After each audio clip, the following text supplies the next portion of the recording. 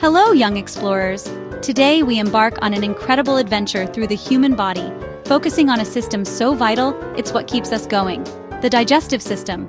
Imagine a busy factory, transforming the food we eat into energy our bodies can use. That's precisely what this amazing system does. From the moment we take a bite, our digestive system gets to work, breaking down food into smaller and smaller pieces.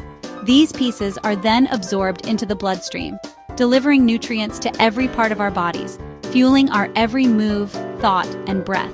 But this is no ordinary factory. It's a remarkable, interconnected system of organs, each playing a crucial role. Join me as we delve deeper into this incredible journey from the initial bite to the final, well, you'll see. Our adventure begins with a bite. The moment food enters our mouths, the digestive process is set in motion. Teeth, strong and determined, get to work, grinding and crushing the food into smaller, more manageable pieces. But teeth aren't working alone. Saliva, a watery fluid produced in our mouths, joins the act. Saliva softens the food, making it easier to swallow, and contains special chemicals called enzymes that begin breaking down carbohydrates. This mixture of chewed food and saliva is called a bolus. Once formed, the tongue, a muscular organ, pushes the bolus towards the back of the throat, ready for the next stage of its journey. As the bolus reaches the back of the throat, it's met by the esophagus, a muscular tube connecting the mouth to the stomach. Think of the esophagus as a slide, transporting the bolus downwards. But gravity doesn't do all the work here.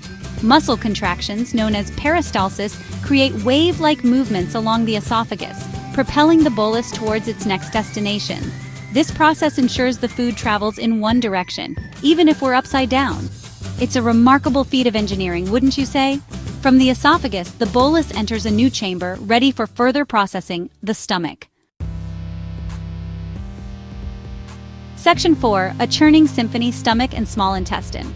The stomach, a muscular J-shaped organ, acts like a powerful mixer. Here the bolus is churned and mixed with gastric juices, a potent cocktail of acid and enzymes. These juices break down proteins in the food, transforming the bolus into a thick liquid called chyme. The stomach also plays a vital role in killing harmful bacteria that might have hitchhiked in our food. From the stomach, the chyme is gradually released into the small intestine, a long, coiled tube where most of the nutrients from our food are absorbed. The small intestine is lined with tiny finger-like projections called villi, which increase its surface area, maximizing nutrient absorption. Section 5. The final act, large intestine to rectum. As the chyme travels through the small intestine, essential nutrients are absorbed into the bloodstream, providing our bodies with the energy and building blocks we need. But what happens to the parts of the food that can't be digested? This is where the large intestine steps in.